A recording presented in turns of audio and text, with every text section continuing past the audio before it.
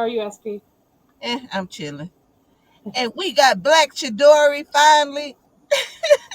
Peace. How you doing? You know what I'm saying? I'm at peace, you know what I'm saying? Chilling, chilling, you know. Already. I'm just happy that you finally on here. I am a big supporter. I love your music. The EP is bumping. Thank you, thank you. It's straight fire. Um, so tell everybody where you from and give them a little background on yourself. From you know what I'm saying, 757 area, Virginia. You know, as far as a little bit about myself, I mean the music kind of speaks for that a lot. You know what I'm saying? I put a lot of my own life experiences and knowledge and understanding into my craft, you know.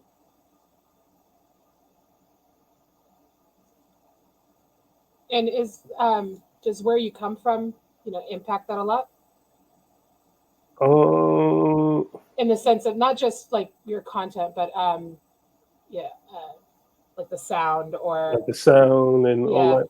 No, truth be told, no. A lot of the music, like a lot of the music that people in my hood was listening to was, you know, drill and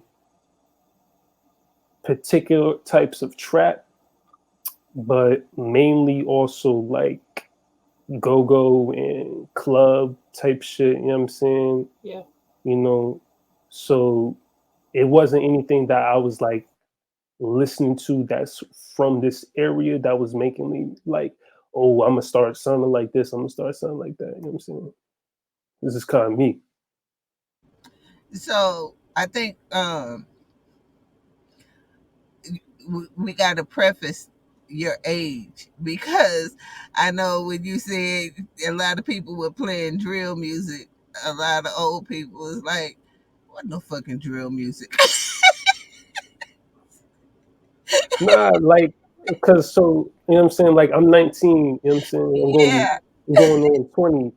So like when I was in middle school, the dude that was really making noise that had everybody my age and slightly older like tuned in was Chief Keef. You know what I'm saying? So we was on Chief Keef. You know what I'm saying? We was listening to Chief Keef, Waka Flocka, you know what I'm saying? Shit like that, you know what I'm saying? Soldier Boy, you know what I'm saying? Gucci Mane, like people was listening to that, but predominantly Chief Keef. Chief Keef was really like going crazy with everybody. Like, you know what I'm saying? I was a huge Chief Keef fan as well too. I'm not even gonna front. yeah, that's what I was saying. Like when when you said that the first time, I said, "Oh, I kind of remember that he's young," It because won't it your won't like music doesn't give me that at all. right, It's right. not So that. I have to remind myself, okay, he is not 40, he is 19. He just make grown man music. He is an old soul. Yeah, yeah, yeah. You know what I'm I have saying? to remind myself of that because when you listen to your albums, there is nothing 19 in those bars.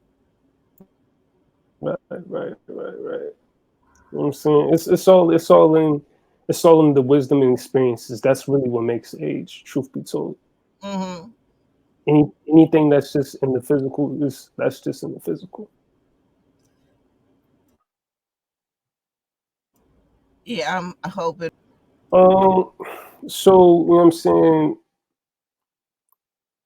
This the real story. I'm gonna be real. Cause like people aren't wrong to make the assumption, very obviously the Chidori part. So yeah, that comes from an anime, but like did I name myself that because I'm a huge anime fan? Like, am I like, you know what I'm saying? Like a weeboo? Like, do I love anime so much? I'm watching so much anime. I know so much anime. No, that's not the case. This is the story of what happened. So I was 12, 13 years old when I really first started rapping. And around the time I was about 13, 14, going on towards 15, my uncle Jabril, was kind of, you know what I'm saying, trying to coach me a little bit, give me pointers and stuff like that, because he saw I was interested in rapping and he really saw my potential. So he was like, do you have what kind of name you got, whatever. So at the time I wanted the name like BlaQ. I wanted like just BlaQ. So I was going on different types of names like the Black Doctor Doom, but I changed that because I didn't want to copy MF. I was going by Black Don. That was like an alter ego I wanted, like Black Don Corleone. But he was like, you should stick with like a signature before you start developing alter egos and stuff like that. So it eventually came to the point where I told him like, yo, I want to call myself BlaQ. Like, you know what I'm saying? He was like, okay, we need a unique way of spelling that. So he suggested like capitalizing the Q. So I was like, okay, word, I could fuck with that. And then he was like, we need something else other than just BlaQ, because there's already a person named BlaQ. You know what I'm saying? The 6 LAC guy. So, he asked me, what TV show you watch right now? I was like, right now, the show I'm watching is Naruto. My father put me onto it. So it was basically just from his suggestion to go with Chidori, I just said, okay. You know what I'm saying? I was like, okay, I just wasn't opposed to it. And so I stuck with it. I didn't really give it any actual meaning until like I want to say 17, something like that, when you listen to the track Black Linzu off of the Holy Black mix, and then the track Kamiya. That's where I actually did start defining it by saying I'm the Kakashi of rap. So Kakashi is a character from the show Naruto, which Chidori is a signature power or move that the character Kakashi would perform. And basically the thing about Kakashi is in the show he's called the copycat ninja, due to the fact that he's one of the only ninjas that can perform every single move and technique seen on the show. And so my whole thing was I wanted to be like that. Not that I copy everyone, but I want to be able to never be boxed in. I want to be so versatile that you could put me on anything and I'd be that nigga on anything. So I'm gonna be the Kakashi of rap. That's when I really started defining it as, you know what I'm saying, BlaQ Chidori, like that's what it means. That I'm a master of all styles. Awesome. So, at what point did you realize that this was something like you wanted to do? I know you say you started early, and your uncle saw potential in you, but like, was there a certain moment where you're like, "This is what I'm gonna do"? So I was always like an artist, like at heart. You know what I'm saying? Whether it was drawing, poems, whatever. So it came to a point where, you know what I'm saying, I was known for making like really great comedic poems, that people would just love reading. And so it came to a certain point where you know what I'm saying, I started beatboxing, and I was one of them pencil niggas and whatnot. And I had a friend around me that was pretty good at freestyling, but his freestyles were funny. And so I would listen to him and I'd look at the reactions people would give it. And in my mind, I'd be like, what he's doing freestyling is pretty similar to what I do with poems. Really feel like I could do the same thing and get a way better reaction. And so it came to a point where I started practicing, well, not necessarily practicing, but I felt compelled to like, just every day I'd come up with like just a single line. And then it evolved to like every day I come up with like 2 lines, you know what I'm saying? Just 2 bars. And then eventually I seen a freestyle on Sway in the Morning by King Los. And when I seen that, I was like, okay, that shit was crazy. And everybody was going crazy over his lyricism. I was like, I want to be lyrical as well as get people going crazy over the lyricism I can come up with from my head. And then, that's when I started, I'm saying, practicing my freestyle game. I didn't really start taking wanting to be like a lyricist and rapper as seriously or as like passionately until I heard a Mickey Fax versus Styles P track. And then I was like, okay, what this nigga did with the pen, I want to be the type of nigga that can do shit like that. Like, that's what I want to do. So, first of all, you're gonna have to explain to people what a pencil nigga is. Oh yeah, yeah. So it was like back, like way back 2010. You know what I'm saying? In the lunchrooms, people would take two pens or two pencils, two sticks, whatever, in their hands, and using their palms and the pens and pencils, they would make beats on tables. So like it's kind of like how people used to beatbox back in the day, except for now they just being mad intricate with their hands, basically like drumming, but the type of beats they would make, they could create crazy bass lines and snares and snaps, all types of stuff. Like people was really going crazy. Some was really talented with that. Like my brother, my biological brother, he was crazy with it. You know what I'm saying? Real crazy with that type of style. So I was one of them niggas who was kind of, you know what I'm saying, like making beats on the lunchroom table with the pencil for people to just come and rap over and stuff like that. And I just sit there listening to them rapping. And sometimes they would ask me to go, sometimes they wouldn't. But, you know what I'm saying? I wasn't a rapper at that point in time, but I really felt like, you know what? I really feel like I could if I wanted to. Like, I feel like I can do it. So why not do it? The next time I catch you in spaces, I want you to have two pencils. You stupid. And do that for me, because now I'm interested. Because I know, right?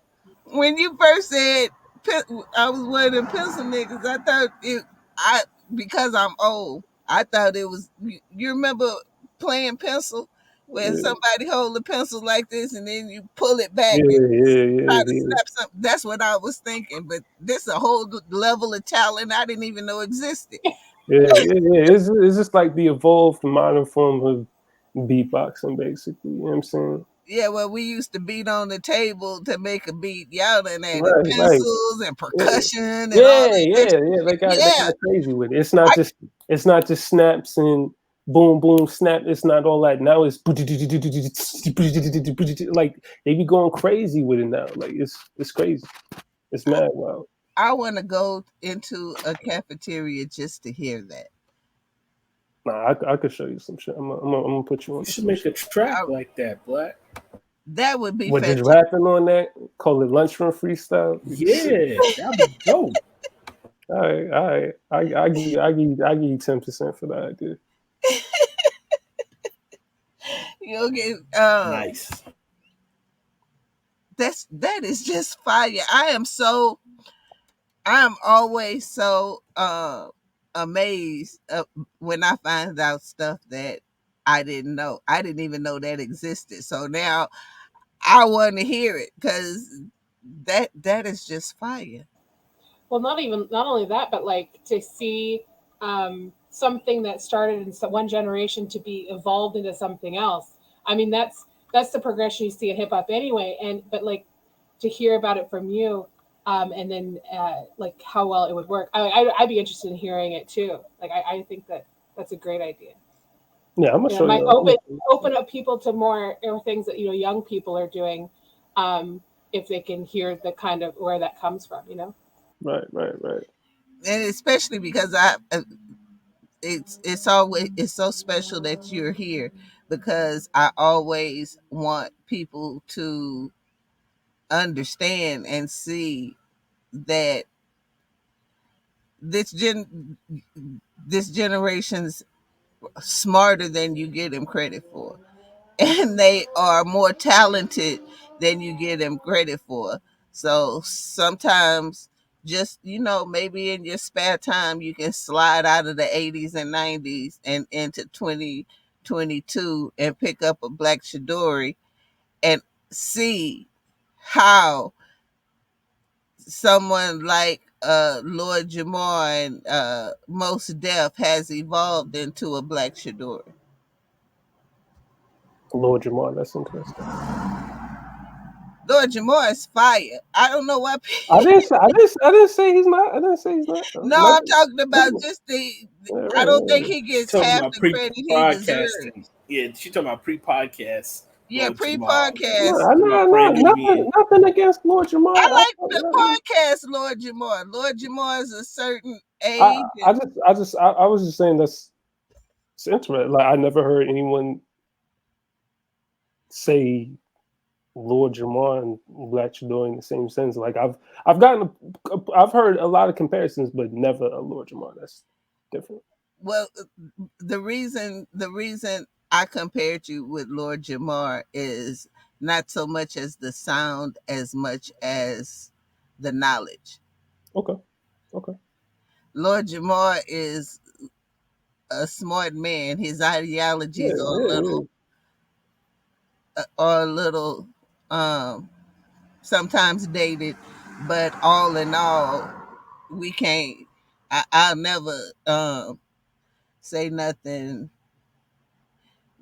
disrespectful about him because of what he's done. Right. Yeah. He gave us Stove God Cook, so I'm forever grateful. Already. I'm forever grateful. Really? I didn't know that. Yeah. Him and Busta Rhymes. Get out of it. I thought that was Rock Marciano. Okay. No, that was Lord Jamar. Back when Stove was Aaron Cooks. That's what's up. So BlaQ, speaking about beats, that just made me think about this. What do you think about this beat list? SP has her views, and we know because she's voiced it many times. What do you think about production without drums, the no drum production? What's your vibe on that? Good or bad? Man, who give a fuck? If it's fire, like if the shit sound fire, I'm gonna rap on it. Like I've rapped on some shit. It wasn't even hip hop at all. It was a person playing a guitar and a nigga playing the piano with a harp on it. You know what I'm saying? Like that shit sounded like some.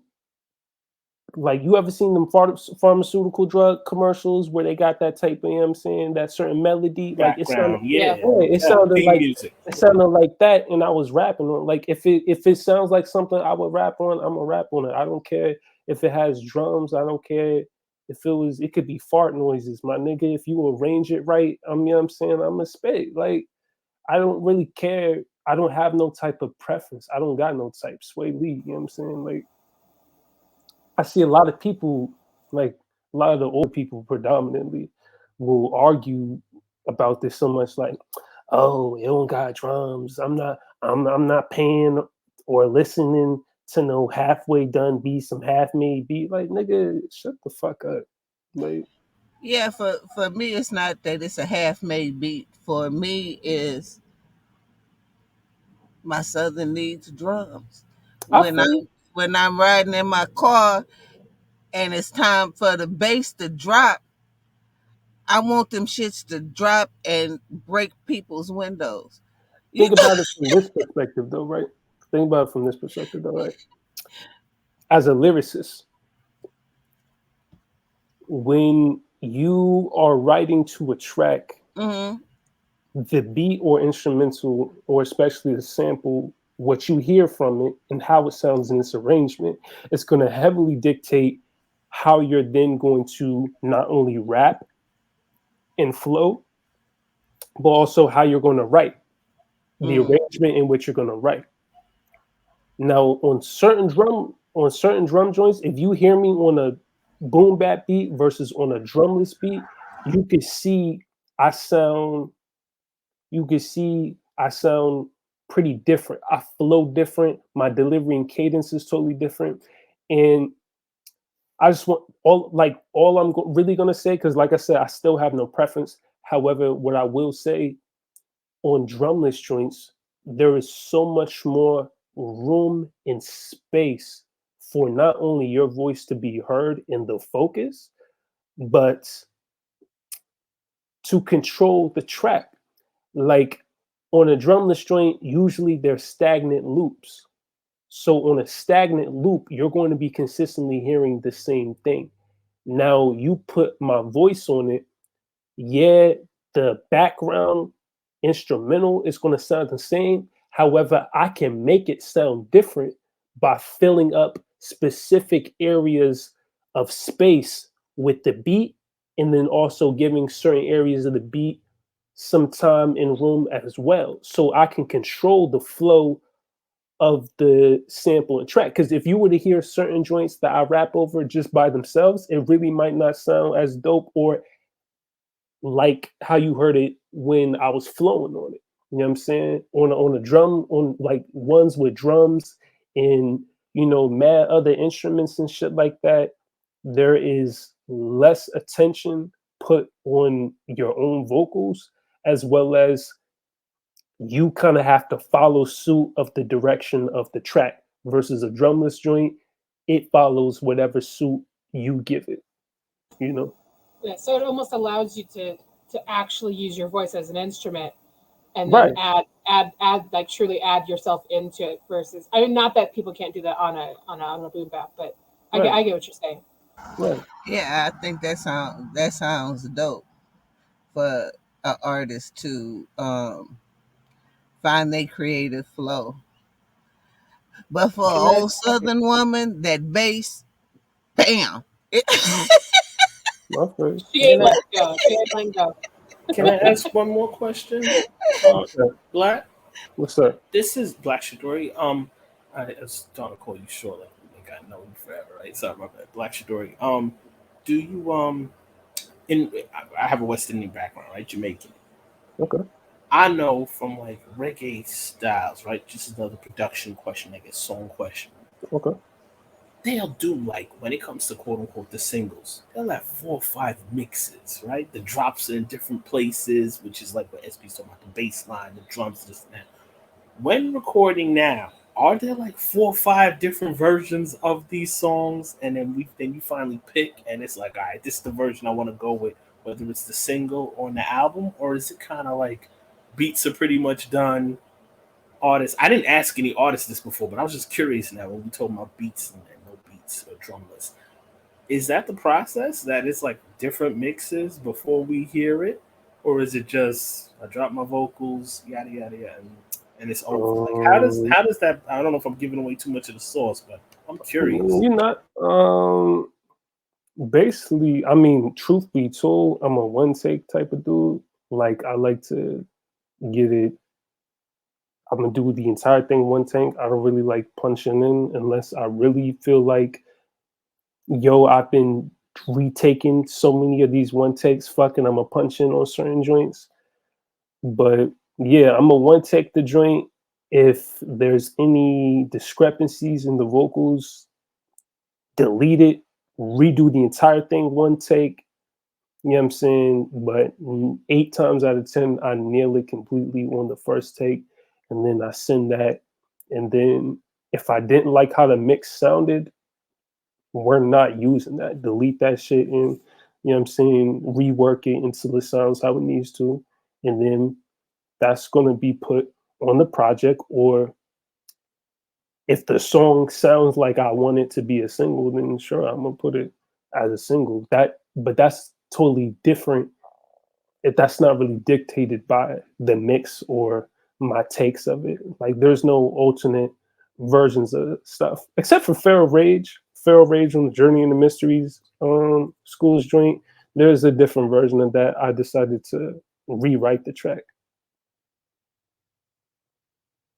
so when you say rewrite it, that means you changed all the lyrics. completely, everything, Cool. the entire song, start to like top to bottom. Damn.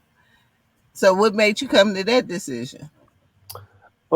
As far as the direction of the project, I wanted Feral Rage. Feral Rage was still going to be like lucid dreaming in the sense of there's going to be a lot more bars than there is like lessons and like lesson me kind of preaching to you. I wanted Feral Rage to kind of be like one of those hard tracks, you know what I'm saying? That's like in your face, grimy and shit like that, with nice heavy bars and haymakers.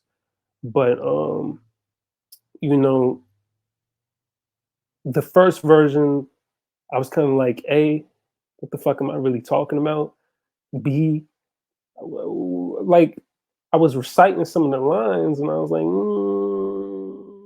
I could say something way crazier or way better than that. So I just rewrote the entire thing, and I was like, for like half of the song, for the first half of the song, I want to be like mad introspective, conscious, say some real shit that get people like or like word, that's real, and then get to a point where I'm like, but fuck all that, and then start going crazy with bars and lyricism, and it worked out very well. You so I've listened to your EP. Is it an EP? Yeah, I guess it's an EP with Numbs. Yeah. So you and Numbs work well together. How did that collaboration come about? One of those beats I had bought around the same time I bought the beat for Bow to the Man, and he would just keep asking me, yo, when you gonna drop Bow to the Man? When you gonna drop Bow to the Man? I was like, it's coming, it's coming, it's coming. And I was like, I'm gonna put it on White Melodies, you know what I'm saying? And then he was like, okay, word. And so then, like, I had 2 beats from him, and then every now and again, he just keeps sending me like beats to check out, like off of Twitter that he posts on Twitter.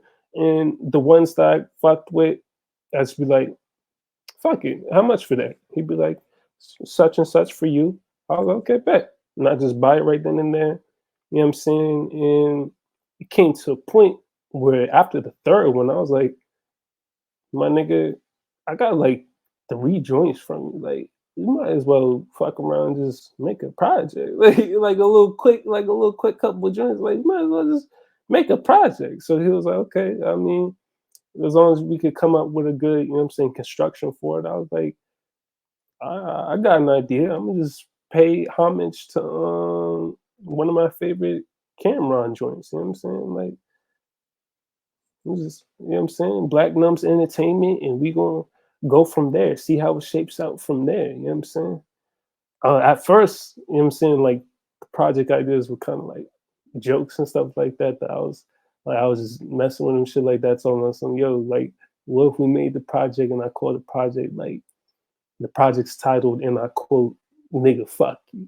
And we just dropped some shit just to drop it, like a surprise drop. And that joint's called "nigga, fuck you." It was like, nah, don't do that shit. I was like, nah, you right. I'm playing. So we just took the time to, you know what I'm saying, construct the sounds and whatnot. And then once I had all of the beats, I knew kind of what I wanted to give people with them in the project, not just something that can match the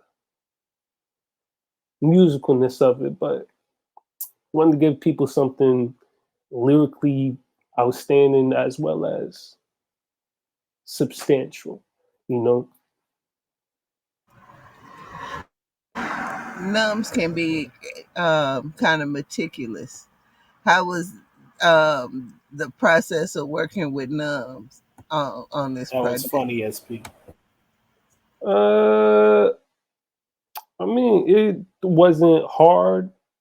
It was pretty much, I like I said, I bought mad beats from him, and then it came to a point I was like, my nigga, I've been buying a couple beats from you. You might as well just drop like a little surprise joint, like just fuck it. And then he was like, okay, yeah, bet, do that. So I was like, okay, word. And so then I just take my time. Like a lot of the hardships with working with someone on the project was with myself, because I'm very meticulous and hard on myself. Like it took me a minute to really finish writing and recording that project, because There were certain things I wrote I didn't like. Certain things I recorded, I thought I could record it a lot better and rap it a lot better. You know what I'm saying? I was just trying to be really hard on myself because I was like, okay, this is a Numbs BlaQ Chidori project. There's going to be a fair amount of eyes on this. So I want to try to give them something that's like great. You know what I'm saying? At the same time, I wanted that Numbs project game because I was like, I got this Journey into Mystery Schools joint. I was really anxious about that project. I didn't know how people would, if they even could, receive it. If it might be way too over the head or something like that. So I was like, let me give them something that's like dumbed down in a certain sense, you know. You're going to that journey into the mystery.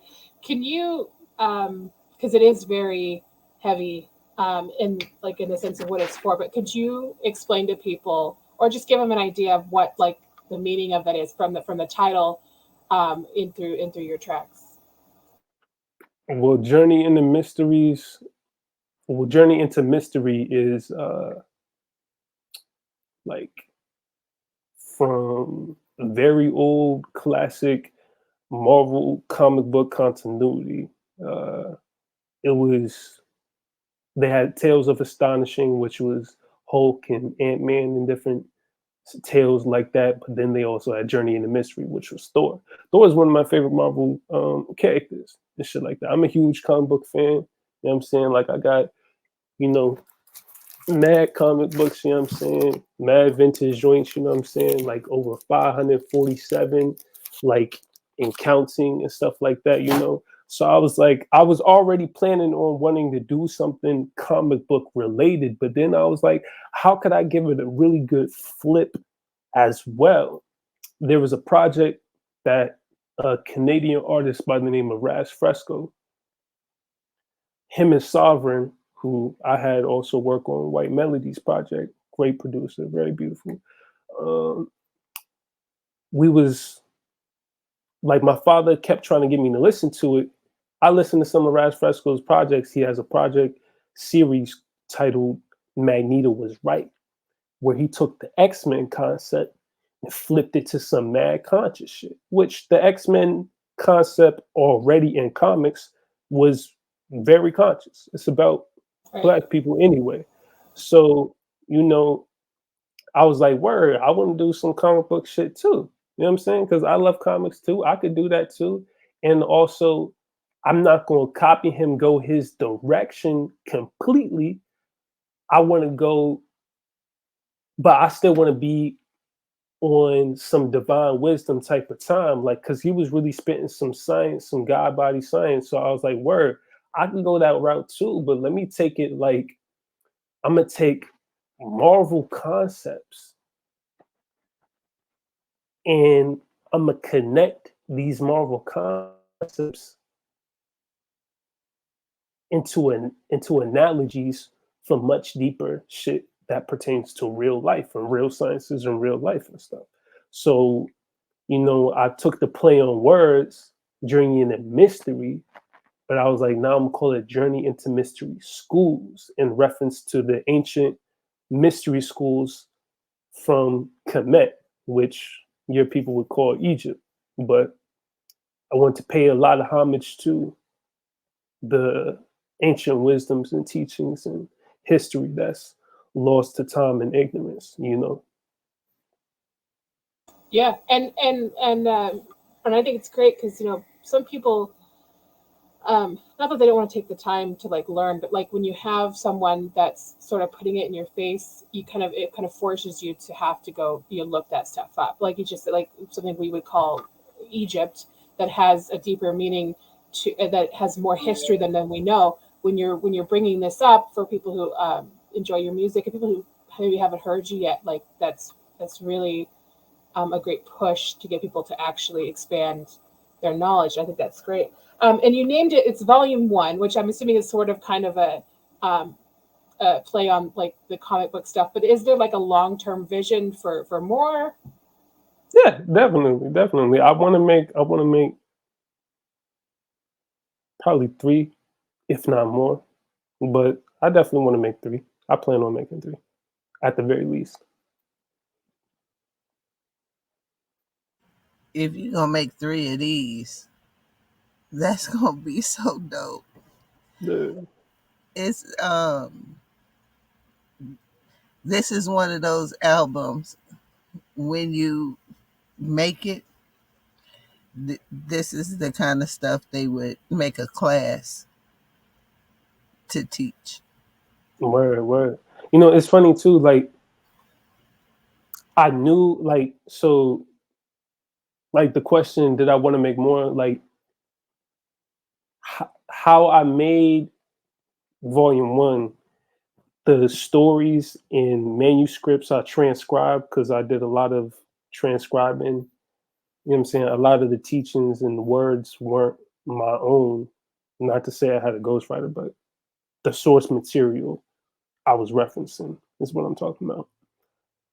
I purposely stuck to strictly content of the Enuma Elish and Genesis stories. And I did that because I'm like, okay, the Enuma Elish, that's the story as pertaining to the beginning. The Genesis, that story is pertaining to the beginning. So let me take them way back. We're going to start from the beginning. And then as like if I'm going to make a series, maybe after each project, more and more we start moving down the timeline. So volume 1, that's the beginning of time. Volume 2, we're going to get a little closer. Volume 3, we're going to get a little closer to the modern era, et cetera, shit like that, you know. You know, I'm just gonna put this out there. I think a uh book with each volume would sell just as great as the album itself. A So book like a with each lyric one. book or Yeah. yeah. Let's I'd be show neat. a book of the lyrics.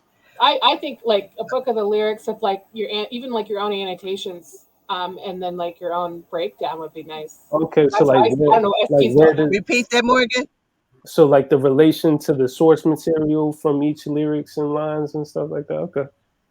Yeah, and not only that, the explanation of the lines and the journey you went on to get there. These the because the album is so interesting Right, and the right, album is so full of knowledge. right. I think an accompanying book, especially with the artwork that you did the art. Who did the artwork? She's saying Me. Cliff Note for Dummies, BlaQ Chidori. That's what she's saying. they, Yeah, you need yeah, Cliff Note for Dummies. yeah, I mean, I make every single artwork that you're gonna see released. I've made Now, completely.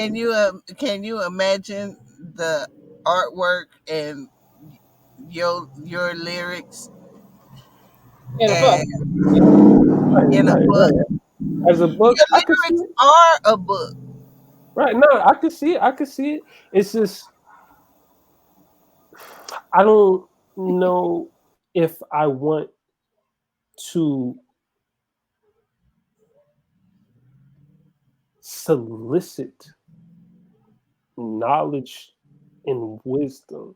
To me, that's some black devil shit.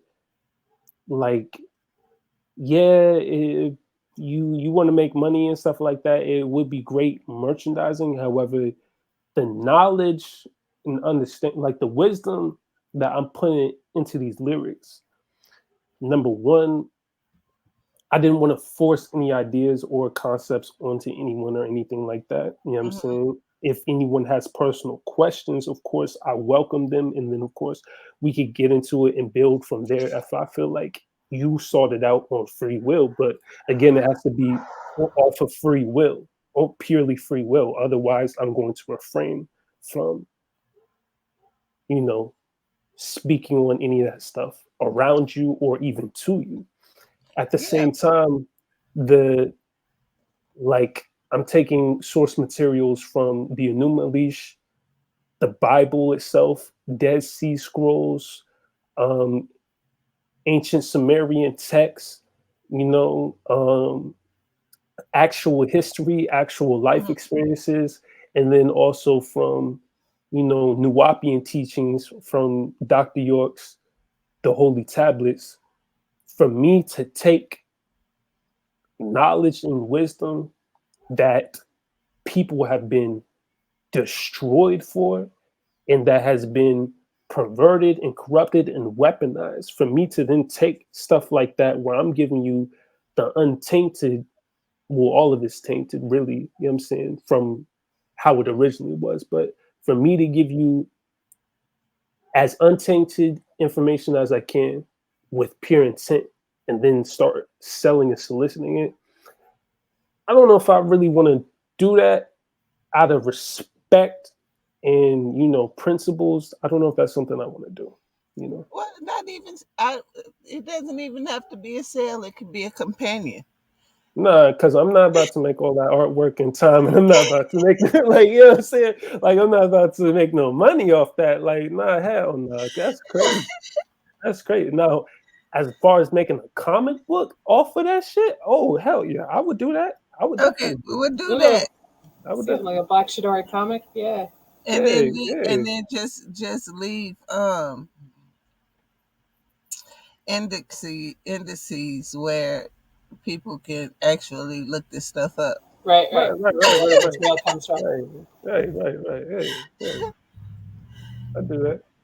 I do Yeah, that. 'cause you get to What? talking about the Dead Sea Scrolls, and most people are looking at you like, hmm? Right, What in, right, right. I have a question.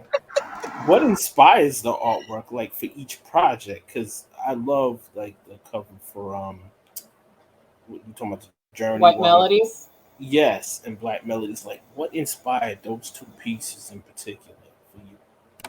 So for white melodies, all right. So okay, all right. So basically, before the artwork is even a thing or even in concept, even an image in my head, the first thing I'm gonna have is either the idea and theme or concept of the project, or I got the name. I came up with the name already. So based off of the name, the theme, and overall foundational concept of the project, that's totally going to dictate how I'm going to be like, okay, so Black fiction, right? I'm like, okay, this is obviously a reference to Pulp Fiction. How can I really incorporate Black, like Black Chidori elements and Black elements also with Pulp Fiction? Boom, I'm gonna have Mia Wallace in bathing ape smoking a blunt with a Black Power earring with the cloud goggles in the chain. You know what I'm saying? For the Holy Black Mix, that's reference to Dr. York's The Holy Tablets. I'm gonna use Nuwapian artwork. You know what I'm saying? As far as white melodies, it was like this. I basically was like, okay, how can I piss some people off? If I can't piss people off, how can I really shock or scare some people? Like, I want an image that people gonna be like, or like, you know what I'm saying? Like, I want some shit like that I could potentially get crucified for. So that was really where my head was at. So I went and found a photograph. It was a real photograph of a Klansman. And so I took it and I decided to just, in my own words and manner of speaking, niggify it. You know, I'm gonna put a bunch of hip hop chains on them. Now, mind you, people didn't know this about the artwork, right? You look very closely at the three chains that the Klansman's wearing. One of the chains is Frederick Douglass on the medallion. Another medallion, Harriet Tubman, and then another medallion is I took a real photo of a Black man that was lynched, and I put that as his medallion, so as his chain, in reference to both bondage and lynching, because it's hanging from his neck and it's a chain. So I wanted to be as super deep with real meaning, while also wild shock factor. And so then for Journey into Mystery Schools, all I did was take the cover of the actual comic. That's a real comic. I think it's titled Journey in Mystery Schools, Thor Volume 141. It's called Behold This Hammer. All I did was then just flip it. I was like, okay, let me make it look more hip hop, but also more Kemetic or Egyptian for layman. But that was basically where my head was at. It's just entirely based off of the theme and premise as well as the name. You know what I'm saying? Yeah, I was going to ask that if that how that process worked, but what came first? And then the colors too, just beautiful colors. Yeah. See, that's based off Bathing Apes. If you notice, since Black Fiction Director's Cut, there's been Bathing Apes incorporated into the covers. White Melodies, there's Bathing Apes. Journey into Mystery Schools, Volume 1, Thor's Cape, is Bathing Apes. You know what I'm saying? That's mainly where I get the color ideas and shit like that from, Bathing Apes. Or fashion, you know what I'm saying? I'm a huge fashion head. You know what I'm saying? Do you have like alternate covers you do, or do you like stick with one and that's just what you go with? I do. Like I'll draw up like, just a little concept joint, then I might sit on it for a couple days, meditate on it, and then I might show certain people, ask how they feel about it, what would they personally like to see or change, whatever, and then I just move accordingly. Like if you look at the single cover, the cover for the single with me and Phil V, Jesus Christ, White Savior, that was my initial idea for White Melodies cover. You know what I'm saying? I was like, word, I'm gonna have the white Jesus and I'm gonna have him dead with my character holding him. Cause I have that woman on all of my covers, you know what I'm saying? But that's my character.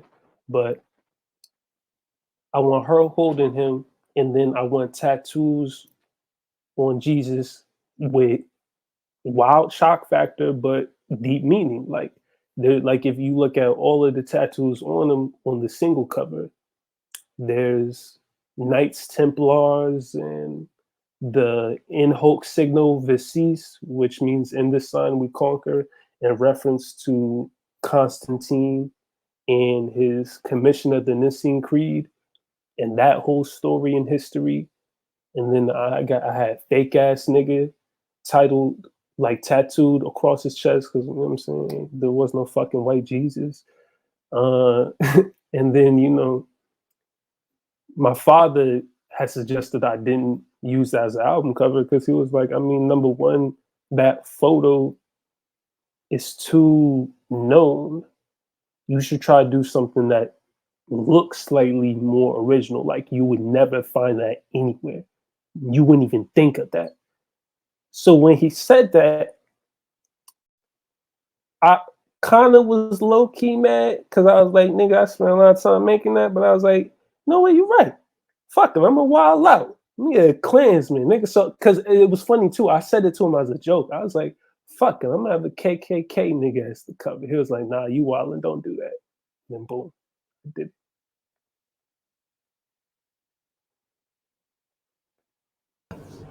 Who are some of your dream collaborations? Dream collaborations. Mm-hmm. Man, I want to track with Ransom and Styles P on it, like a three-way posse cut. What's funny too, the project I got, Ragnarok, it's got some of my dream collaborations on there already. You know what I'm saying? Like Mickey Fax, like I said earlier, Mickey Fax and King Los was who really inspired me to rap and want to be a lyricist and shit like that. So being able to have collaborate with him twice at that was mad dope. You know what I'm saying?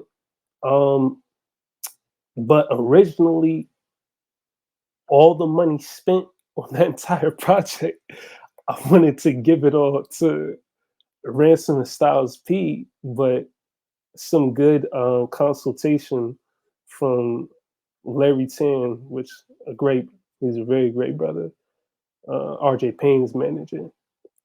He was like, I'm gonna be real with you, I wouldn't spend that much on just Ransom and Styles P. Like, what, you just gonna have that one track versus you could get this nigga, that nigga, that nigga, this nigga for a stack or two and end up spending less than you would have paid for just two people in one track.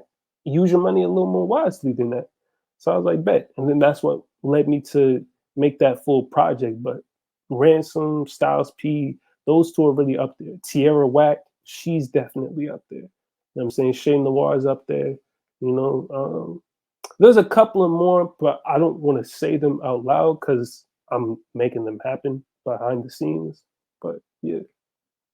Producer wise and dream collaborations, producer wise. Producer wise. And secondly, what's your favorite collaborations too? So 2-part question. Okay. Producer wise, what do you want to know? Producer wise, man. Alchemist is up there, of course. That's kind of an on the nose one. RZA, I really love RZA, man. Just Blaze, Heat Makers, Rock Marciano, Conductor, and then Nicholas Craven was one of them, but you know what I'm saying? I made that happen. Conductor, you mean in Madlib or somebody else? Conductor, I'm talking about Conductor. Madlib too. Madlib too. Sorry, my bad. So I need to be school me on Conductor. Who Conductor produced? Conductor Williams. He's made a lot of Makami, West Side Gun. Oh, okay. You know what I'm saying? Like a lot of Griselda shit. But Conductor Williams, he's pretty dope. I like the stuff. Conductor, my bad. Yeah, okay, gotcha. Yeah. I was thinking of Madlib because of the Beat Conductor series. No, Madlib's on there too. I would love to work with Madlib. I love Madlib. And who was some of your favorite collaborations so far? Or favorite? There's a couple questions. Favorite collaboration, favorite album, favorite song. I know because you got a lot, so I'm just curious what sits in who your children are. Who's your favorite children? All right, a favorite collaboration.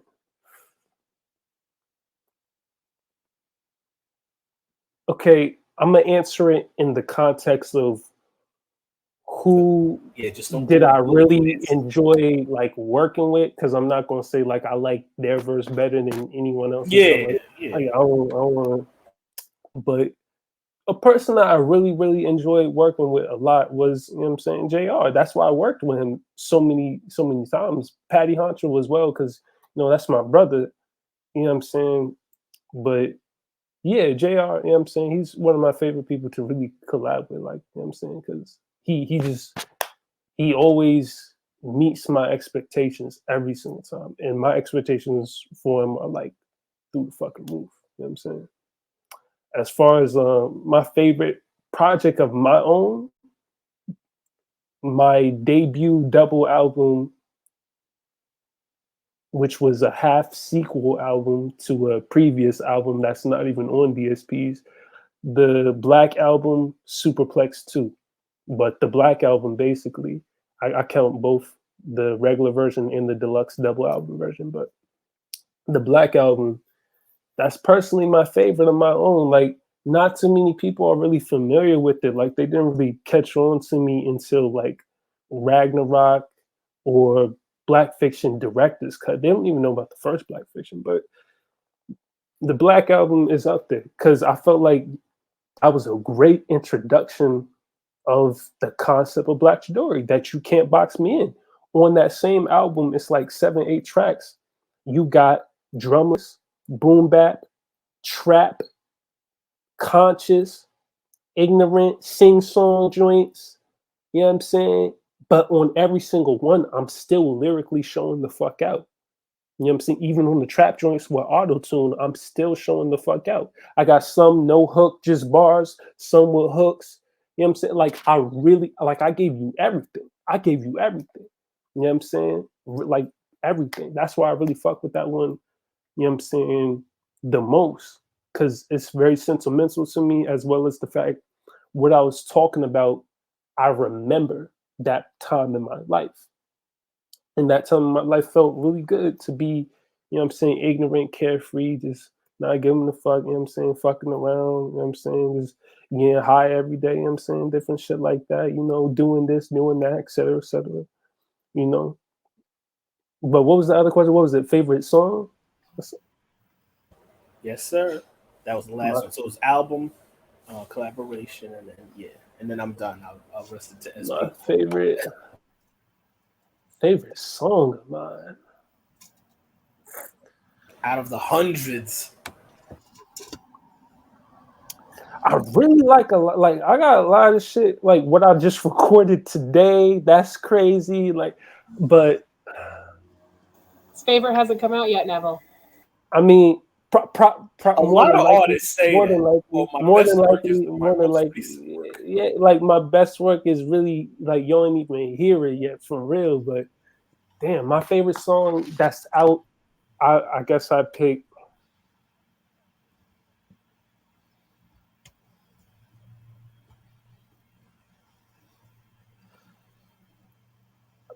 Probably either Black Mural or it's this joint that's not on DSPs. It was a mixtape I dropped that was a sequel to the Holy Black Mix called the Holy Black Mix Volume 2. It's a song on there called Black Robes. I feel like the way I was pinning on that track, I almost felt like I was in competition with myself. Like, yo, I probably will never be able to do that again. But I've been able to do it and shit though. But it was mad crazy. It was super deep, super lyrical. It was crazy. I fucked with that one. Will that get an official release? And then the first one was why the first one? What's so special about that first one? Well, what's so special about the Holy Blackness Volume 1? No, that the song that you said you Oh, said two songs of that first one. Yeah. Black Mural. Okay, so Black Mural on the Holy Blackness Volume 1, like that was because at that point in time in my life, you know what I'm saying, I was still trying to get better, you know, lyrically and with delivery and shit like that. Mm-hmm.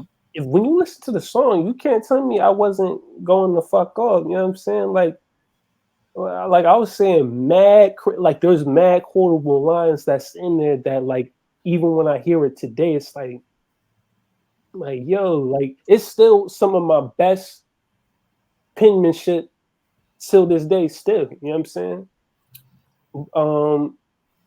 As far as Black Robes, like I said, that one I was in a headspace where I wanted to be as poetically expressive as possible lyrically. And Mm-hmm. I really accomplished that in such a well executed way. You know what I'm saying? My inspiration for that track was a battle rapper by the name of Daylight. You know what I'm saying? And when I listened to that track, I could hear the battle rap inspiration because of how heavy the schemes were. Like, it's one thing to scheme, like a little quick scheme, and then you got other bars and other schemes afterwards. But to scheme and then elaborate on that scheme, have internal schemes, and then still continue that scheme later down the line, call back to other schemes to then continue a whole new scheme, follow it.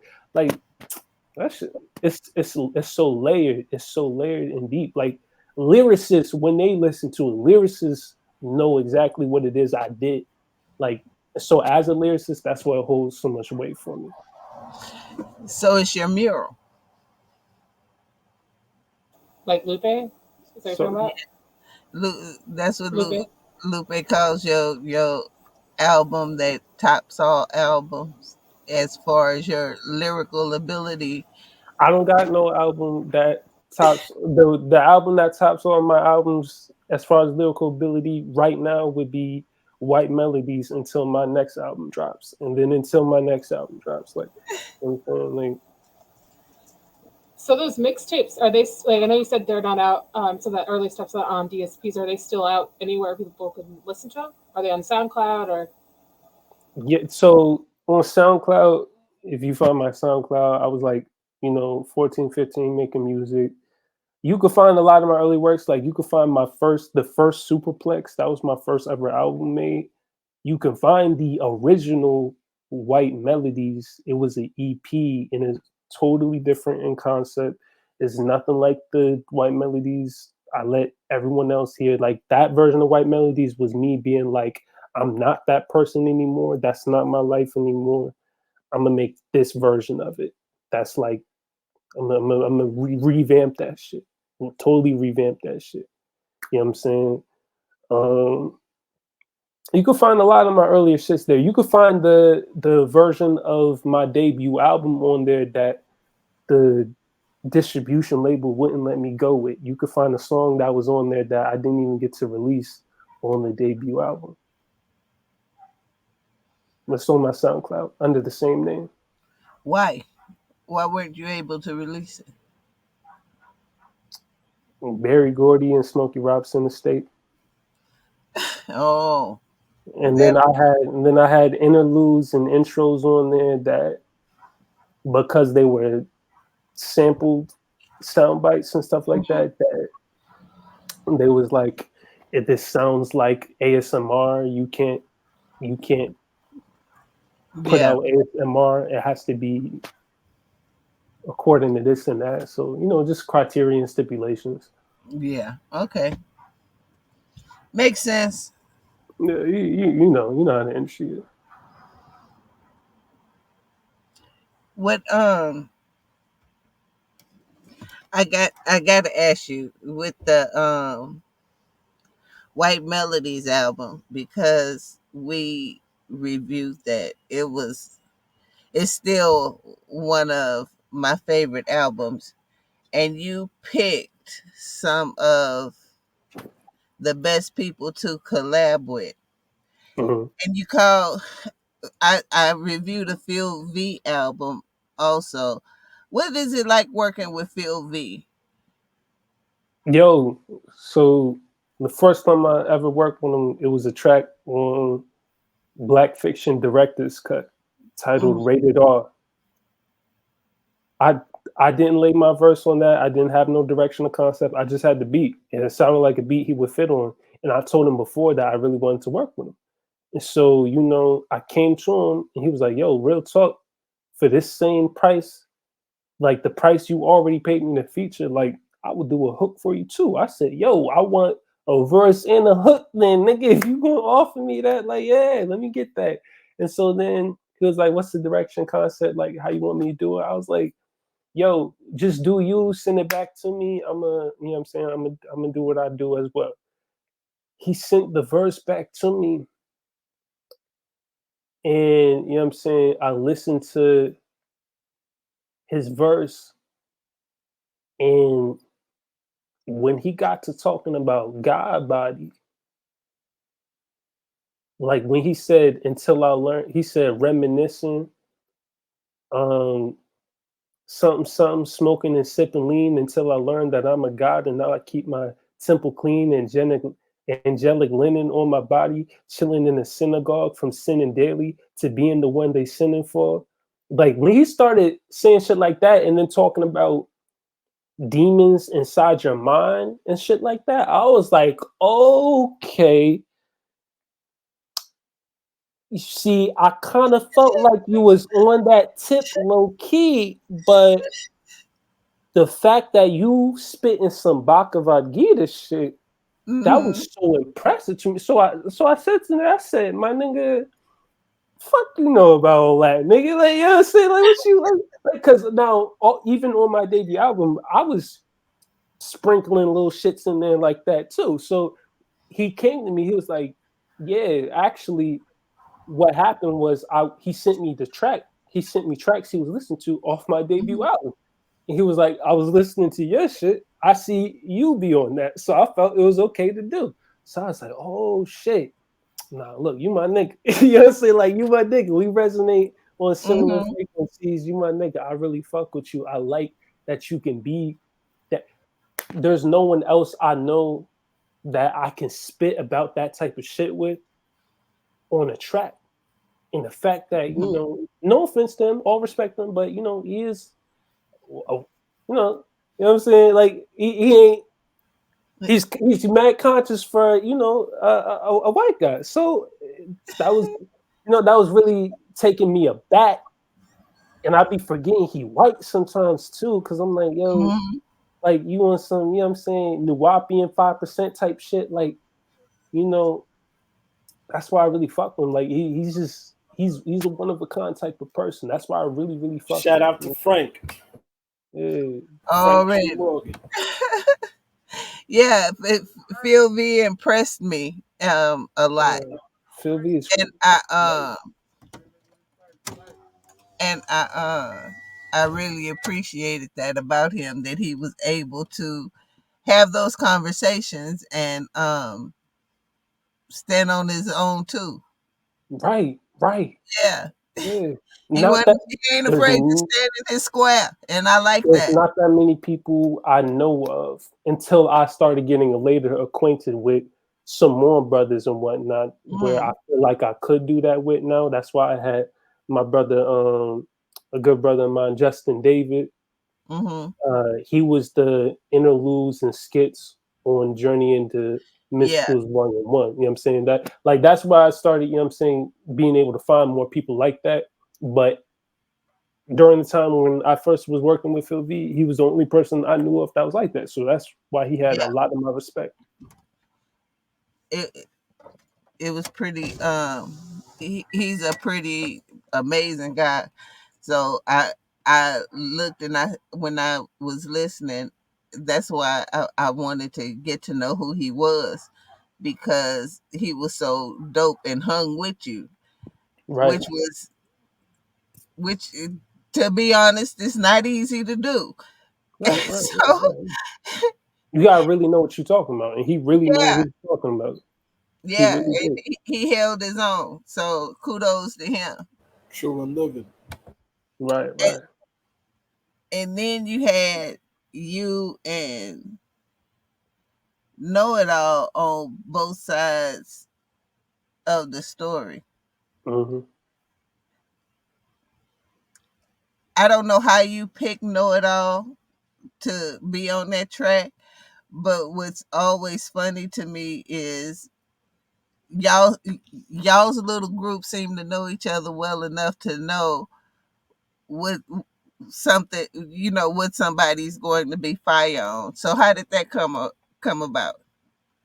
Um, that's crazy. You was there for that White Melodies interview. I told you. You don't remember? No, Yeah. I'm fucking with you. I'm fucking with you. But the both sides of the story track. The both sides of the story track. You know that he wasn't originally on that track. It was going to be a track on Black Fiction Director's Cut, Mm-hmm. and it was a lot longer. Like my verse was a lot longer. I had like 3 verses on there, but it was me basically not only venting but talking about because me and Know It All, we didn't get along at first. We kind of had issues with each other. You know what I'm saying? And so I felt really disrespected by a lot of what he was saying and doing towards me. Mm-hmm. So, you know what I'm saying? I was talking about it on the song and basically as a whole thing to be like, yo, you a grown ass man. I'm a young person. This looks mad fucking stupid that we even got issues. Like we could have a conversation if there's really some type of prop, you know.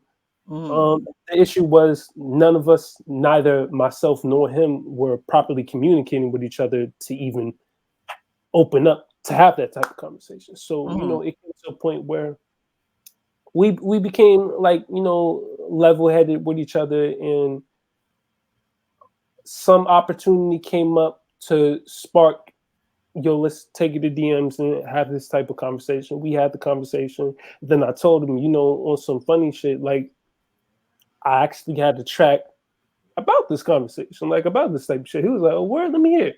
So he listened to it and then he was like, yo, this shit's actually pretty fire. Let me get on it. I was like, shit, yeah. Like That's like, because truth be told, then it's like, word, we gonna have that conversation. We already had the conversation, but word, it's like we had that conversation on the track. I mean, that's what I wanted anyway, not for him to get on the track, but for us to have that conversation, come to an understanding. You know what I'm saying? And so we just were able to organically make it happen like that. Like that wasn't no concept joint. That wasn't no like, yo, you would sell fire on this. I want you to get on this. This is what we're gonna talk about.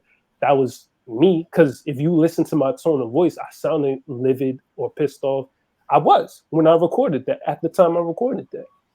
Mm-hmm. And when he got on it, of course, he sounded a little more calmer. And if you listen to what he's saying, he was like, yo, look, I'm not here to really go back and forth with you about this and that. Like, you know what I'm saying? Like, you kind of right on certain shit like this, da, da, da, da, da. He was more calmer.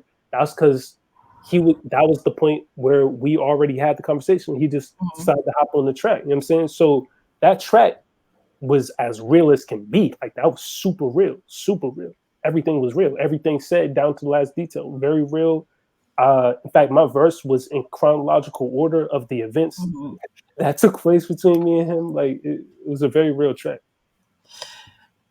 Yeah, I kind of wanted you to expound on it only because I think it is something that's not focused on a lot is the ability of black men to just sit down and have a conversation. Everybody Mm-hmm, always mm-hmm. shows the ones yelling at each other through the screens or whatever, but it's very seldom you hear about the ones who sit down and actually have conversations.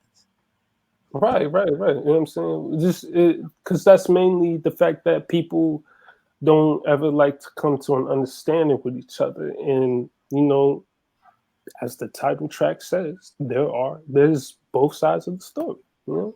Mm-hmm. That's kind of dope. Thank Do you, thank you before people know like how old you are? I mean, if they've um do you ever get any hesitancy with people wanting to work with you before they know, like once they find out how old you are? Like, have you ever experienced anything like that?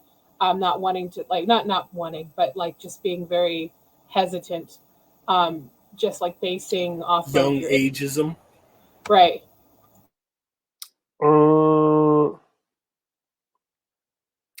Well, the thing is, like, I had my age really highlighted in my bio, and on certain songs, I say my age.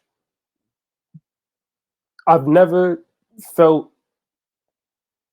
held back or anything by my age as far as this music goes, because I'm mad fucking nice. Like, when you hear me, you're very likely not even thinking about how Right. fucking old I am until you either see me or hear some certain shit that makes you go, wait, hold on, how old is this nigga? You know what I'm saying? And then like nine times, like more often than not, when people discover my age, it really just blows their mind rather than turns them off, because they'll be like, okay, but in this song you made a reference to like Busta Brown or this or that. Like, the fuck you, like, how you know about that? Like, how you know that? You know what I'm saying? It's just, you know what I'm saying? I got an old soul, so it really overshadows my age. Like, the only time my age has ever been like used to insult me or anything like that was like I said, when I had my issues with Know It All, you know what I'm saying? That's pretty much it. Yeah, you recently did a track with someone even younger than you. Unruly, yeah, unruly. How did that come about? Because when I Oh shit, listen to nah, that, nah. I said, it 843, can't be 843, Like, possible. yeah. 843. He's 13, man. 13, man. Listen. Insane. So listen, let me tell you about 843. So, every Saturday today as well, is going on currently, but every Saturday we hold, myself, Know It All, and Patty Ancho, we host Cypher Spaces. It starts every 9 p.m. Eastern. And so he'll come to the joints every now and then. At first, he wasn't really rapping like that until one day we got him to rap. We had found out his age like a lot earlier on before we started really hearing him rap and shit like that. And we was, we make fun of him here and there, like, Yeah. little nigga, like, you know what I'm saying? Just shit like that, you know what I'm saying? Just Mhm. poke fun. And then we heard him rap one day and we was like, damn, like, hey, nigga, you 13, you spit like that, like you spit as intricate as that. Now he still is, of course, you know what I'm saying, relatively just starting and still, learning and getting better, of course, as we all are. Mhm. But the lines he comes up with in the bars he can construct, how he puts together his rhymes, the rhymes he presents, that really impressed me. So it came to a point where, we all knew he was making music, but none of us ever like knew where to find his music or anything like that. We was kind of waiting on him to drop some big album that we would hear about so we could start tapping in and promoting him. Mhm. So I went out on my own and I was like, yo, y'all, I found this nigga Spotify page, da da da da. They was like, yo, let me get that shit, let me get that shit. So we all started listening to his music, and I was listening to like 3 of his projects at the same time. I was going in and out of all 3 projects, listening to them fully.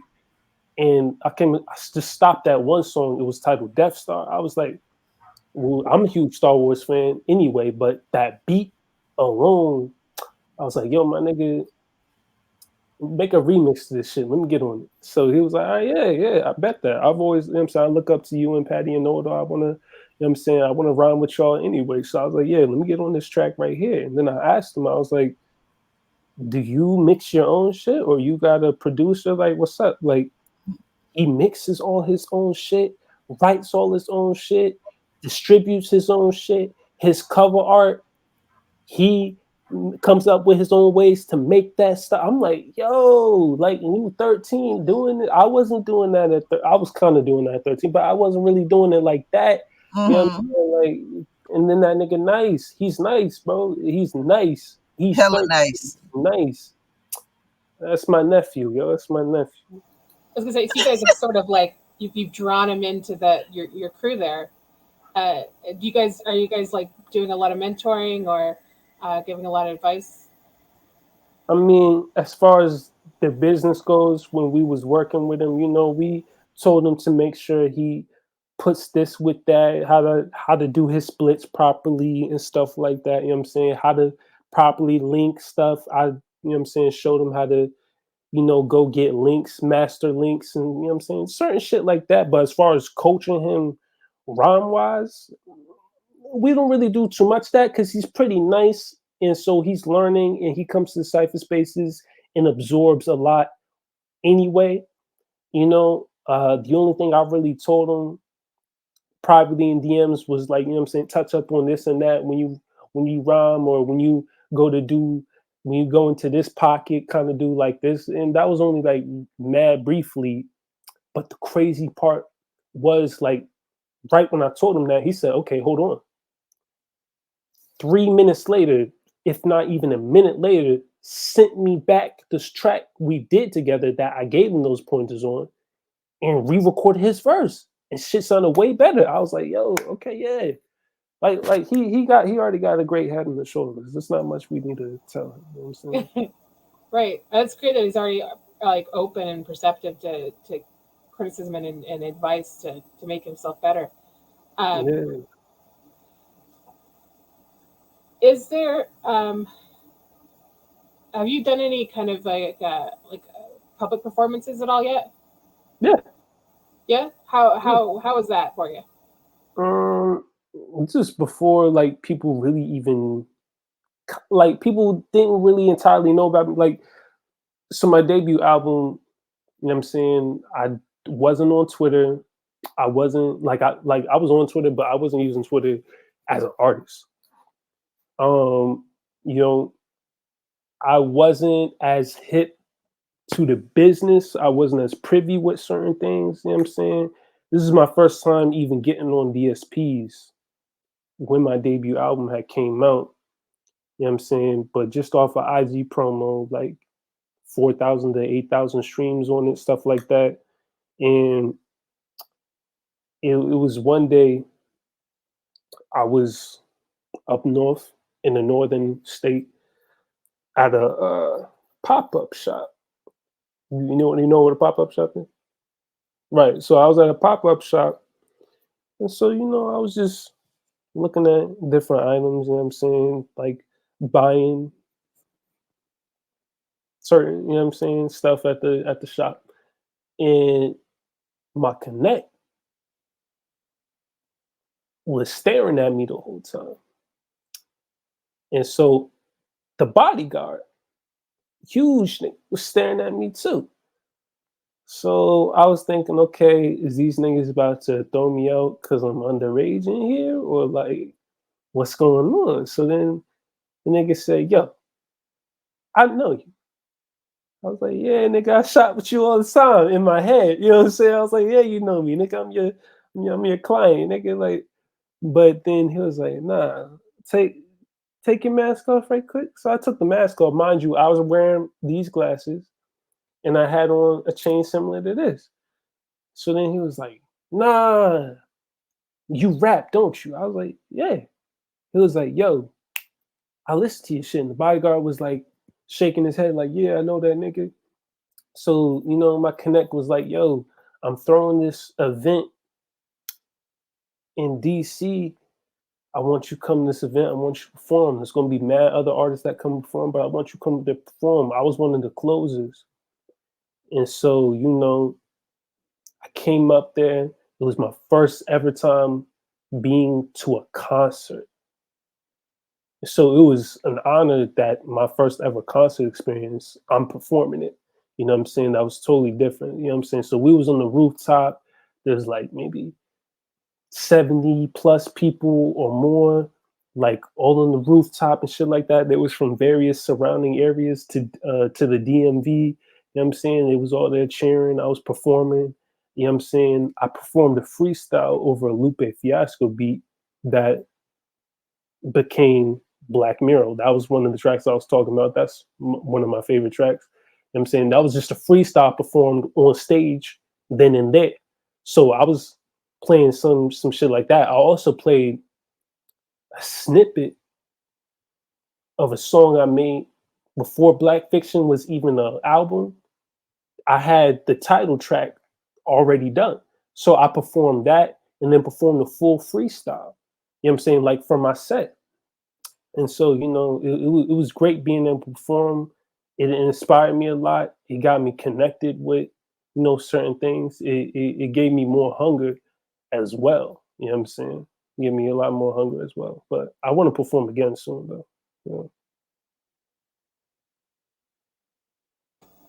Like, how was the energy going up there before though? Like, were you super anxious, just excited? I was high as fuck. When I started walking up on the stage, though, I mean, I felt one of my legs kind of shaking. So I was like, okay, to just kind of compensate the amount of energy I got right now, let me just start walking around. That's why, like, because I got a video of it. That's why at the beginning, like, while the little beat was just going on, like, people see me like walking around the stage the whole time. But the whole time, I didn't look at the ground, stare at the ground, nothing like that. I would look at them. So I was kind of making it look like I'm controlling the scene and stage and whatnot. And so then, boom, when the beat cut on, I didn't waste no time. Just start rapping, just start spitting, do your thing. And I just kind of blacked out performing. And then by the time I was done performing, like, it was just cheering super hard. It was clapping, cheering, shit like that. You know what I'm saying? People was coming up to me asking me for my name, my age, stuff like that. So, what is what's one of your dream destinations to perform in?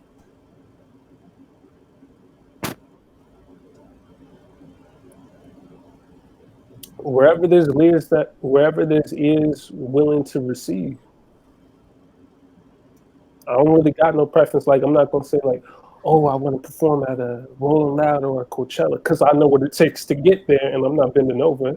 So No, wherever. I just mean like country. Like what? Oh, what country? Okay. Yeah, your dream Uh, destination. How The, far did you it, reach? it don't it don't really matter because in every country there is someone that it's gonna be their first time hearing my music, and they're gonna be like, "Yo, who is this nigga?" There's a lot of countries in this on this planet. You know what I'm saying? So I don't have no preference. Anywhere where I can leave a strong mark and impression. Anywhere. so to add to that, what is one of your dream destinations to just visit?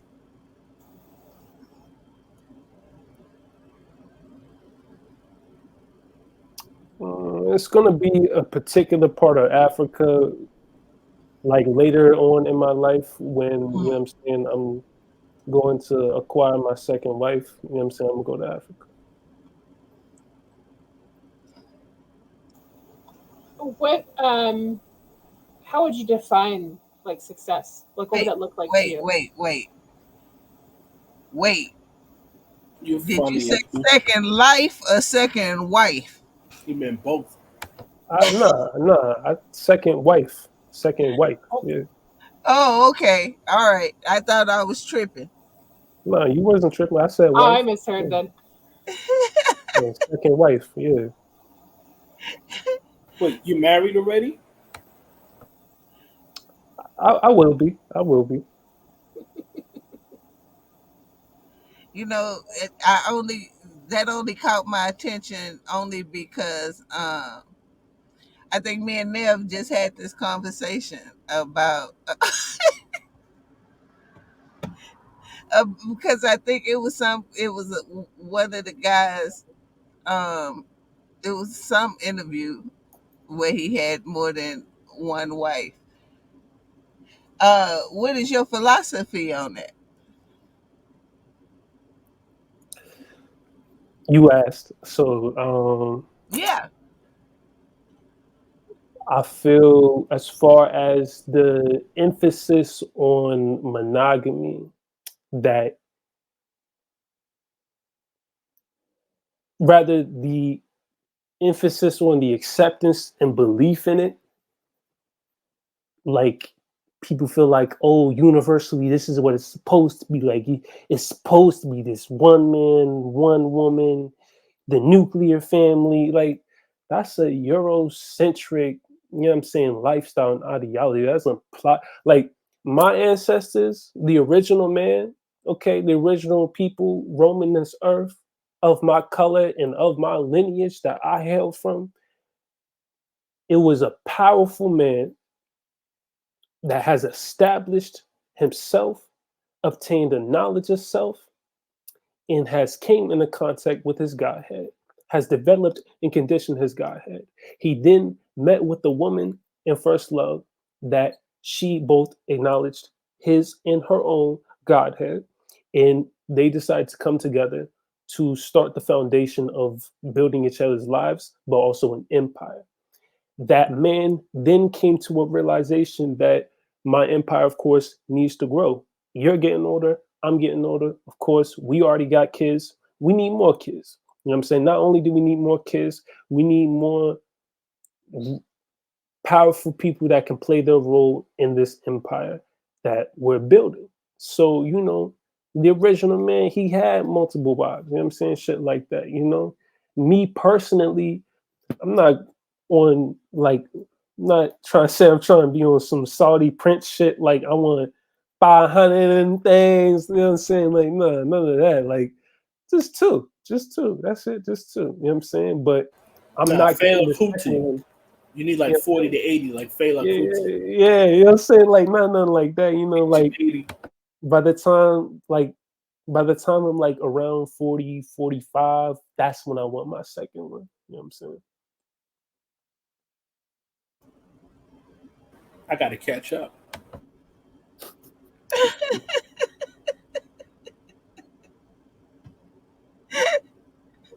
That's interesting. I'm neither for nor against, because Dude, not my life, not my. You know what I yeah, mean? just whatever you want Listen, to do, as long as all consenting Everybody's adults, happy. you live how listen, you. BlaQ Chidori. I wanna walk on rose petals too, brother. I'm with you. Barefoot. Yeah, you know what I'm saying? With no shirt on. Hey, Yeah, I'm not of a mind one way or another. I like Wait, what just happened? Yo, Black, you there?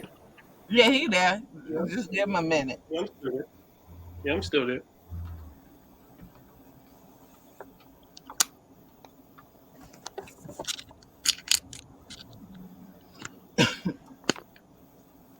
But word, that's my philosophy on it. What Your what's voice, going on? your mic sound different, man. Say it again. Well, you said my mic sound different. Do I sound Oh There different? you no, go. no, I you think it do. was just covered before. Yeah. Okay. What was I asking before? Oh, what does success look like to you? Success in what? Everything. Everything, anything. Like, Life. what's the definition of success? Like, how would you define success or being you know, I guess a successful person, or success in life? Because Success has everybody's a different success. definitions. Success has a definition. It's in the Webster's dictionary. It's even in the dictionary before that. So I can't define something that already has an established definition. As far as what would I like success in, or what I feel, what context success should be emphasized in, that definitely varies. Like success in life, you know, people feel like, oh, if I get a good paying job, that's enough to pay off my mortgage and pay off my bills, and I got a wife and some kids, and I'm happy, then that's success. That's not success. That's contentment. You know what I'm saying? Those are some goals you set, and then now you're at a stage where you're content. You know, that's not actual success, because other than anything materialistic or bound towards the confines of this society, what did you actually accomplish that universally is beneficial? Paying off your bills, what does that actually matter when it comes to context or things beyond the physical? Getting a house, like, you know what I'm saying? Like, number one, this physical body that I inhabit, anything that goes on surrounding it is completely irrelevant to what's beyond it. And what's beyond it is inside and above and well beyond anything in between. You know what I'm saying? So, as far as like success, or like what I think, what people like to consider the meaning of life and stuff like that, that's a totally separate conversation. And that gets very deep. You know what I'm saying? If you are a person where you've established knowledge of self, you're on the path to success. That's what I would say. Yeah, that's powerful. I like that. What was? Oh, now I lost my. Here I go now. I just lost my damn question. Oh gosh, what's my question? You got me with that one. That was a good answer. Like, Damn, Black. I had one more question. Oh man, we're gonna have to edit this out. SP's pissed now. Hold on. What was my question? Now I lost my question, yo. I messed up, SP. My bad. What I was gonna ask, like, what are your goals by the end of this year? as far as what? Either personal or with your music. As far as music, I really want people to, accept 2022 and 2023 is my year. Like, that I really was doing my thing and killing it. Like, all them all them top underground lists of people right now, like that didn't have me on there. Like, nigga, I hope you're smart enough to reconsider by the end of this year. You know what I'm saying? That's what I want. You know what I'm saying? I hope you're smart enough to reconsider. You know what I'm saying? Like, I've been getting better engineers, you know what I'm saying? Maybe you just couldn't hear that I was that nigga because the sound quality was shitty, I guess. But now that it's clear and crisp, you can hear that shit. Really listen, nigga. You know what I'm saying? But that'd be my artistic goals, you know what I'm saying? I want to definitely get these albums I got for this year, which is a lot of projects I got for this year. I want to get those out, get those heard, you know what I'm saying? Get some good reception for it, you know. Oh my gosh, why am I going blank again? Holy shit. What's the matter with me? I just had the question. It's that Sherm. That wet. Oh man, hold up a minute. What am I? Oh, here you go. Here you go. Let me pause. You can edit it. All right. I forgot the fucking question again. What the hell's wrong with me, yo? Okay. I Write can't. it What is down. wrong with me? Write it when it comes to you again. Write it No, down. no, I got it. right? I got it. Hold up. This is crazy, Black. Sorry, this does not normally happen. Clearly, I'm beef patty. I'm eating a beef patty and going blank. Here's my question. It's not a legacy question, so we could ask that after. But my question right now to you is, what's the overall message you want people to get from your music, through your music? Because clearly, like you said, by the end of the year, what I'm taking from it is you want to make a powerful impact and get some people on board that want You're not slick, nigga. I see what you did. it. But Kaboom! anyway, That's the first thing I heard. I was like, yeah, you want to make an impact. You want to make an impact. Like, what do you think is the, not even what do you think, what is the overall message? For one, for those who have uninitiated, haven't heard you before, what do you want them to get out of music? How would you describe it? And then two, just overall, because these projects are so in depth, so much thought goes into the artwork, the lyrics, the production, the chemistry, the message. What is the overall message you want people to get out of your music? well, my message changes from track to track, from project to project. Some projects I want you to like. Some projects I want to convince people that I could be very introspective. Some I want to convince people, hey, you know what I'm saying, I can get really in depth about particular subjects or topics. Some joints I want to be like, word, I'm not no young ignorant nigga. I know a lot. I could talk about a lot. So I want to show my consciousness. Some I want to show, hey, I'm not just some super conscious or introspective person. I don't have to always be poetic. If you just want some ignorant shit or just some bars, I could do that. You know what I'm saying? Some that's like, oh, I like people that can make songs, or I like that trap shit. I want to show that I could do that. So I guess overall, every release, my message has just been, please don't box me in. Like, don't say I make this type of music. Don't say I'm this type of artist. Don't say I rap about this type of thing. Because if you actually listen to my art, I don't rap about just one thing. Like, even on a project where I'm staying concise with a particular concept or theme, I'm still gonna introduce mad other shit as well, you know?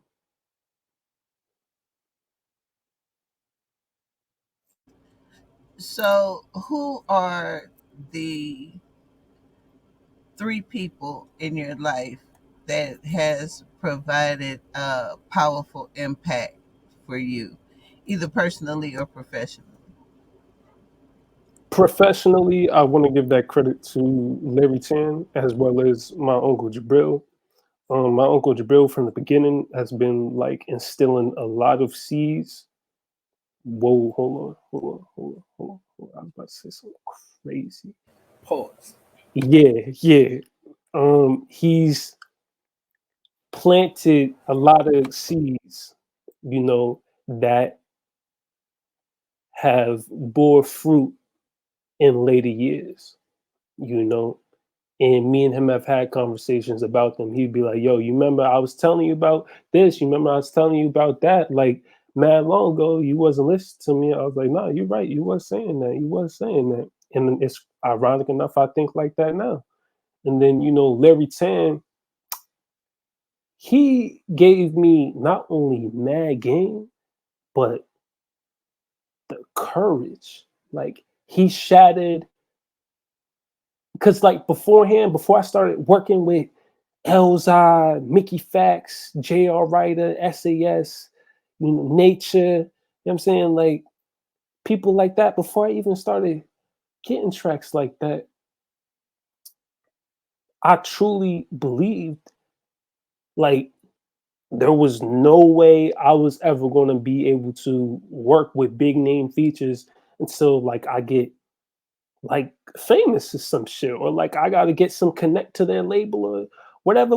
Like, I didn't know how to do it, that it was possible or nothing. Larry Tan showed me that shit is not only possible, it's mad fucking easy. Like, you just need the right bag, the right beat, impress them lyrically, and show proper respect and pay homage, pay your dues. Man, it's easy to talk to anybody, like anybody, really anybody. So I really want to give my uncle Jabril and Larry Tan their credit for making huge impact on me, business wise and artistically. As far as like impacting my life, that's God. You know what I'm saying? That's both the God beyond me and the God within me that have made the greatest impacts in my life. That's very dope. Um, I just want to say thank you for coming on. Is there any shout outs or anything you want to promote? Yeah, I got an album I'm working on with a Canadian producer. His name is Barto. Mm-hmm. Um, it's called At Your Neck. You know what I'm saying? Mm-hmm. We're gonna be coming out with that this year. We've been putting it together pretty well. You know what I'm saying? I'm very excited for that. I'm talking my shit on there. Like, it's kind of like my fuck you to people who ain't had me on no list and shit. You know what I'm saying? That's what the album's basically about. And you know what I'm That might be saying? the title.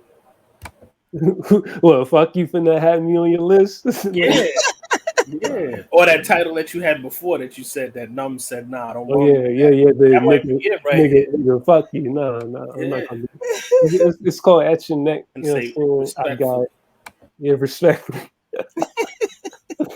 But then I got a B-side to White Melodies that myself and Shamir are working on.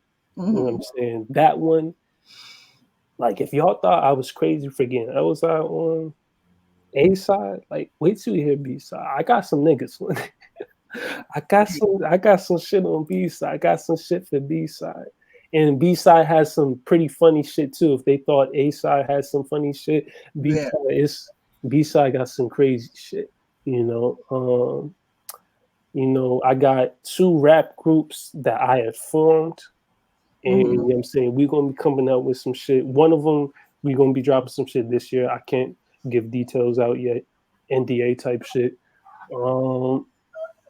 Then, working on a basement tape for Furious Styles, you know what I'm saying? So we're gonna be coming out with that. I've already done about 2 tracks for him and shit like that.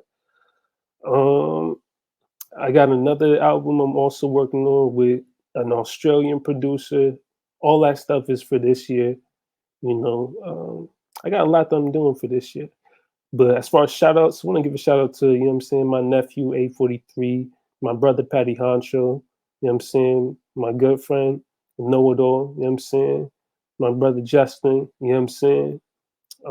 Shout out to Phil V, shout out JR, that's the big homie right there. Shout out I Am God, you know what I'm saying, because he saved my project. I was in a tight spot. I was dealing with issues with an artist, with a big time artist. where that shit almost didn't come out. God came and saved the day and saved that project. I'm saying, I'm gonna give a shout out to my uncle, huge shout out to Larry Tan. You know what I'm saying? Yeah. Dope.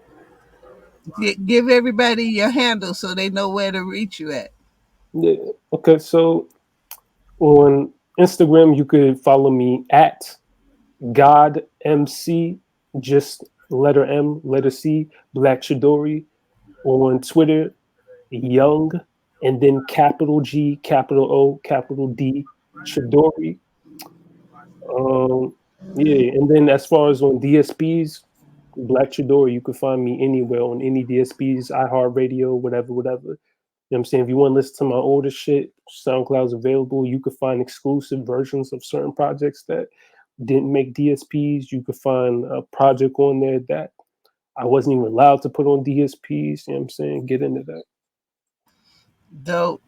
Thank you so much for coming on. I'm Thank so you for happy having me. that people are going to get a chance to get to know you like we've gotten to know you today. And y'all like, follow, and subscribe. Leave a comment for BlaQ Chidori. And Powerful Impact is out. We'll see you on the flip side. Peace. Peace. Powerful impact. Boom from the cannon. Peace, BlaQ Chidori. Salute. Salute.